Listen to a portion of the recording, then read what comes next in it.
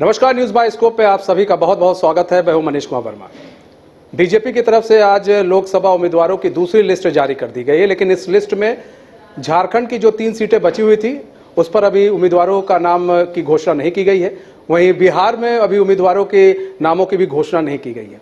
लेकिन इन सब के बीच में जो 2 सीटें हैं उस पर हम आज चर्चा करेंगे। वैसे तो हम सभी सीटों पर चर्चा करेंगे, लेकिन जो 2 सीटें काफी हॉट मानी जाती है। एक तो सबसे बड़ी बात है कि जो नितिन गडकरी को लेकर बातें चर्चाएं चल रही थी, क्योंकि पहले लिस्ट में नितिन गडकरी का नाम नहीं था, लेकिन दूसरे लिस्ट में नितिन गडकरी का नाम सामने आया है। वहीं उत्तराखंड के हरिद्वार, जो कि सबसे हॉट सीट मानी जाती है हरिद्वार, उसको लेकर भी चर्चा काफी तेज हो गई, क्योंकि वहां से जो पहले सांसद थे रमेश पोखरियाल निशंक, अब उनका पत्ता कटते हुए अब जो पूर्व वहां के मुख्यमंत्री थे त्रिवेंद्र सिंह रावत, उनको अब टिकट देने की घोषणा कर दी गई। हमारे साथ हमारे वरिष्ठ सहयोगी राकेश रंजन जी भी हैं, हम उनसे अब चर्चा करेंगे।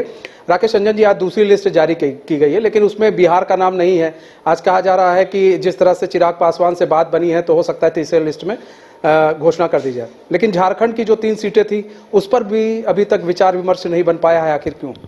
देखिए, बिहार की बात तो आपने बता ही दी कि चूंकि आज ही जाकर फाइनलाइज होने की खबर जैसी आ रही है और चिराग पासवान ने उसे लेकर जो है एक्स पर लिख पोस्ट भी किया है, तो अब जब अगली लिस्ट आती है तब आप उम्मीद करें कि वो बिहार के कैंडिडेट्स की घोषणा होगी। हालांकि जहां तक बीजेपी के कैंडिडेट्स की बात है, वो ऑलमोस्ट जो है बिहार के लिए फाइनल कर दी गई है, ज्यादातर सीटें पर वो क्लियर है। जहां तक झारखंड की बात है तो देखिए, चतरा, गिरिडीह और धनबाद, ये 3 सीट जो है वो बची हुई हैं, और मुझे लगता है कि जब अगले फेज में जब बिहार के कैंडिडेट्स की घोषणा होगी तो उसी के साथ इन 3 सीटों पर भी जो है उम्मीदवार घोषित कर दिए जाएंगे। और मुझे लगता है कि एक सहयोगी दल आजसू के साथ बातचीत हो रही होगी, क्योंकि गिरिडीह सीट उन्हीं की थी, तो वो वहां लड़ना चाहेंगे। क्योंकि देखिए, धनबाद तो बीजेपी का गढ़ रहा है, और अगर आप 2019 के चुनाव की बात करें तो बीजेपी को सबसे ज्यादा वोट जो है वो धनबाद में ही मिला था, और सबसे बड़े जीत का अंतर जो था वो भी धनबाद में ही था। और इसी तरह से चतरा भी 1 साइडेड विक्ट्री थी बीजेपी के लिए।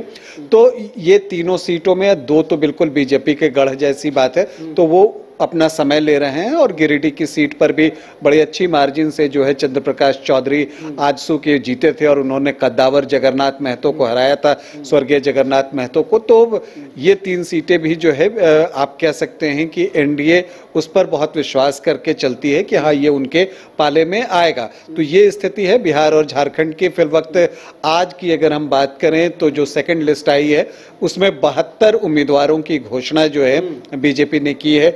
10 स्टेट की बात है, उसमें आए हैं। और जो सबसे प्रमुख नाम आपने बताया कि नितिन गडकरी जी का नागपुर से वो नाम आया है, और इसके बारे में बहुत सारी चर्चाएं थी। लेकिन ये भी बात है कि जब तक महाराष्ट्र में किसी उम्मीदवार की घोषणा नहीं होती है, नितिन गडकरी की उम्मीदवारी कैसे घोषित हो सकती थी? तो इस फेज में जब महाराष्ट्र से उम्मीदवार, अच्छा, महाराष्ट्र की बात हो रही है तो देखिए किस तरह से पूरा पेच फंसा हुआ था बिहार और महाराष्ट्र को लेकर। लेकिन एनडीए ने अपनी बड़ी समझदारी से एनडीए ने देखिए आज महाराष्ट्र की कई सीटों पर घोषणा कर दी है। ये भी एक कह सकते हैं एनडीए ने बड़ी एक अच्छी उपलब्धि है कि देखिए सब कुछ सुलझा लिया, कि काफी चीजें काफी पेच फंसा हुआ था।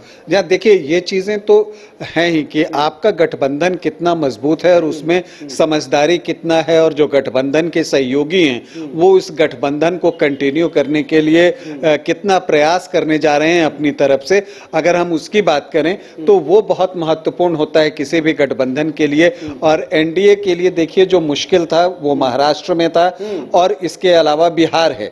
ये 2 जो है बड़ा चैलेंज है एनडीए के लिए, क्योंकि यहाँ पर सहयोगी दलों की संख्या अधिक है और डिमांड भी उसी तरह की है। तो अगर ऐसी परिस्थिति में बीच का रास्ता निकल कर आता है और जब उम्मीदवारों की घोषणा शुरू हो जाती है, तो ये बताता है कि गठबंधन को इंटैक्ट रखने के लिए सभी दल जो हैं वो चाहते हैं और उसके लिए प्रयास भी कर रहे हैं। और इसी कड़ी में महाराष्ट्र से जो है वो कैंडिडेट्स की घोषणा जो हुई है।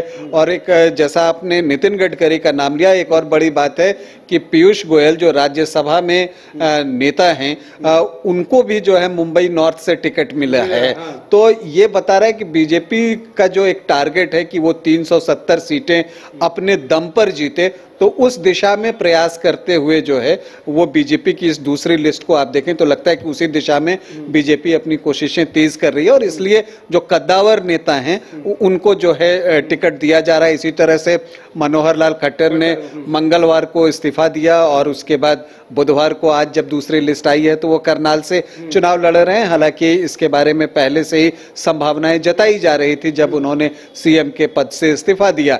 और इसी के अलावा आप कर्नाटक में देखें तो पूर्व मुख्यमंत्री जो बसवराज बोम्मई हैं उनको भी जो है चुनाव लड़वाया जा रहा है। तो जैसा मैंने आपको कहा कि बीजेपी की पूरी कोशिश है कि वो ज्यादा से ज्यादा जो है वो सीटें जीतें। उत्तराखंड की आपने बात की, वहां से भी पूर्व मुख्यमंत्री त्रिवेंद्र सिंह रावत को टिकट दिया गया है। तो बीजेपी की ये पूरी कोशिश है कि वो कहीं पर भी जो है अपने प्रयास में कमी न रखे, जो उसके कद्दावर नेता हैं उनको ज्यादा से ज्यादा लोकसभा के चुनाव में लड़ाए। तो ये एक बड़ी बात है। और कुल मिलाकर आप देखें पहली लिस्ट में बीजेपी ने 195 उम्मीदवारों की घोषणा की थी और दूसरी लिस्ट में ये 72 उम्मीदवारों की घोषणा हुई है। हालांकि पहली लिस्ट में जो 195 हुई थी उसमें से पवन सिंह ने आसनसोल से जो है अपना नाम वापस ले लिया था, तो इनफैक्ट वो 194 रह गया और कुल मिलाकर 266 सीटों पर बीजेपी के उम्मीदवार अब घोषित हो चुके हैं इन दो लिस्ट के जरिए। जबकि दूसरी तरफ कांग्रेस का भी 2 लिस्ट आ चुका है और अगर आप जोड़ें तो पहले में 39 और दूसरे में 43, मतलब कि 82 सीटों पर ही कांग्रेस अपने उम्मीदवार घोषित कर सकी है। तो अभी तक ये स्थिति है। और कांग्रेस को सांसद नहीं मिल रहे, क्या सांसद प्रत्याशी? देखिए कांग्रेस के साथ परेशानी जो आती है वो ये आती है कि जो उनके बड़े नेता हैं वो बहुत इच्छा नहीं दर्शाते हैं कि वो लोकसभा का चुनाव लड़ें। वजह क्या है ये तो वो बेहतर बता सकते हैं, लेकिन एक चीज तो ये देखने में आती है कि जो कांग्रेस के जो खास करके बड़े नेता होते हैं ज्यादातर वो राज्यसभा के जरिए जो है वो संसद में प्रवेश पाना चाहते हैं। हालांकि इस बार एक अच्छी बात यह है कि केसी वेणुगोपाल चुनाव लड़ रहे हैं, राहुल गांधी का भी नाम सामने आ गया है।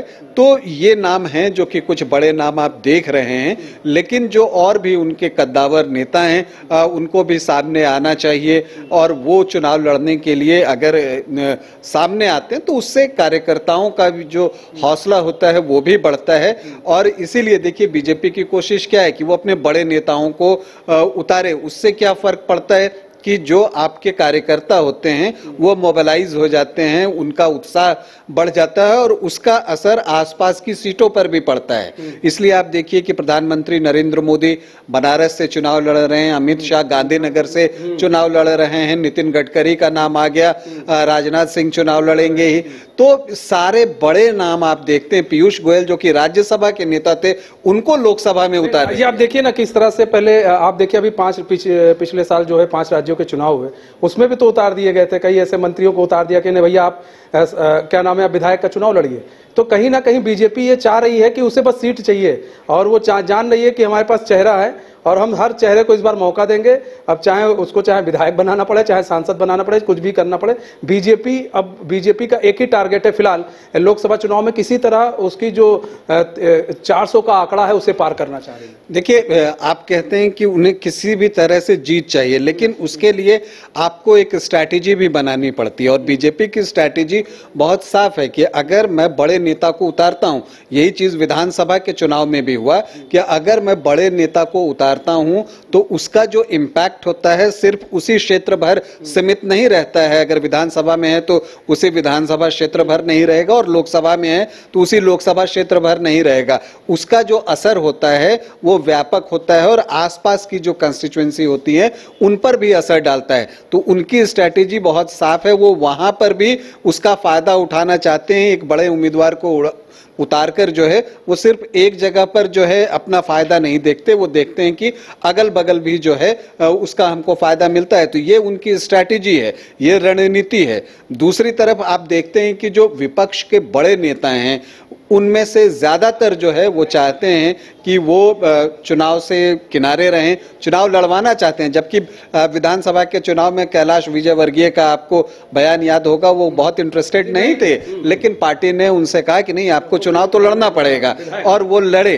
तो ये चीज जो है ये महत्वपूर्ण बात होती है कि पार्टी जो है अपनी एक रणनीति बनाती है और उसे जो है एग्जीक्यूट करना चाहती है, ये महत्वपूर्ण होता है। और वो इस सेकंड लिस्ट में भी आप देखें तो जो बड़े नाम हैं उनको देखकर आपको लगेगा। और दूसरी तरफ दिल्ली में एक एक्सपेरिमेंट है कि मनोज तिवारी को छोड़ दें तो बाकी सारे नाम जो आज भी जो दो नाम घोषित हुए, हर्ष मल्होत्रा और योगेंद्र चंदोलिया का, तो ये जो दो नाम घोषित हुए सांसद नहीं थे, पिछली बार के सांसद नहीं थे, ये दोनों भी पहली बार टिकट पा रहे हैं। और आप देखें तो मनोज तिवारी को छोड़कर अब सभी वहां जो हैं वो नए हैं। तो एक मैसेज ये भी है कि हाँ ठीक है, जो युवा हैं हम उनको आगे कर रहे हैं और जो हाँ एक्सपीरियंस का लाभ लेना है वो भी बीजेपी जो अच्छा, है। एक छोटा सा सवाल है। देखिए यहाँ पर हम बात करें उत्तराखंड की तो सबसे हॉट सीट मानी जाती है हरिद्वार। रमेश पोखरियाल निशंक कहा जा रहा है वहाँ पर रमेश पोखरियाल निशंक से, क्योंकि चूंकि हरिद्वार है, वहाँ पर बाबा की नगरी है, वहाँ पर मठ ज़्यादा है, वहाँ पर साधु संत ज़्यादा लोग रहते हैं, तो काफ़ी नाराज़ चल रहे थे रमेश पोखरियाल निशंक से। तो क्या इसको भी देखा गया है, इस चीज़ को भी भांपा गया, उसके बाद टिकट जो है वहाँ से त्रिवेंद्र सिंह रावत को दे दिया गया? क्योंकि भाई साधु संतों ने कहा जा रहा है कि कई बार शिकायत भी की गई थी कि ये आते नहीं हैं और क्षेत्र में भ्रमण भी नहीं करते हैं। तो क्या इसको देखकर भी, क्योंकि साधु संतों ने तो यहाँ तक डिमांड की थी कि हमारे बीच से एक प्रत्याशी को आप लीजिए, सांसद प्रत्याशी को लीजिए। देखिए, बीजेपी जब भी उम्मीदवार का फैसला लेती है तो वो बिल्कुल एक तरह से लेकर नहीं जाती है कि हाँ ये सेटिंग है तो हम इन्हें दे ही देंगे। उनका बकायदा जो है ज़मीन पर एक सर्वे होता है और वो अलग अलग लेवल पर होता है और उसमें कार्यकर्ताओं की भी बात सुनी जाती है, जो उनके समर्थक हैं उनसे बातचीत की जाती है। तो एक प्रोसेस है और उसके तहत जब वो देखते हैं कि, क्योंकि वो देखते हैं कि जीतने की संभावना कितनी है, मतलब विनिंग प्रोबेबिलिटी जो है वो चेक की जाती है और जो लगता है कि ये जीत सकता है तो उसे टिकट मिलता है। और जब लगता है कि नहीं इसे लेकर कोई परेशानी हो सकती है तो वो बिल्कुल से ही विड्रॉ कर देते हैं। मतलब जरा सा भी शंका होती है तो वो विड्रॉ कर देते हैं कि भाई आप रहने दीजिए, अब हम किसी और प्रत्याशी को। आप दिल्ली में देख लीजिए, दिल्ली इसका उदाहरण है। वहां पर मनोज तिवारी छोड़कर बाकी सभी के टिकट कट गए हैं और नए चेहरों को टिकट दिया गया है। तो देखिए आज बीजेपी की दूसरी लिस्ट जारी हुई जिसमें नितिन गडकरी का नाम जो रहा, इसको लेकर काफी कयास लगाए जा रहे थे। जब पहले लिस्ट में नितिन गडकरी का नाम नहीं था तो तमाम तरह के बातें उठी। जो विपक्ष था वो विपक्ष कह रहा था कि हम नितिन गडकरी हमारे साथ आ सकते हैं, हम उन्हें टिकट देंगे। देखिए बीजेपी उन्हें अनदेखा कर रही है, लेकिन दूसरे लिस्ट में नितिन गडकरी को टिकट देकर कहीं ना कहीं बीजेपी ने अपनी मंशा फिलहाल साफ कर दी है। तो हमारे इस खास पेशकश में इतना ही। मुझे दीजिए इजाजत। तो खबरों के साथ बने रहने के लिए देखते रहिए न्यूज़ बाय स्कोप। नमस्कार।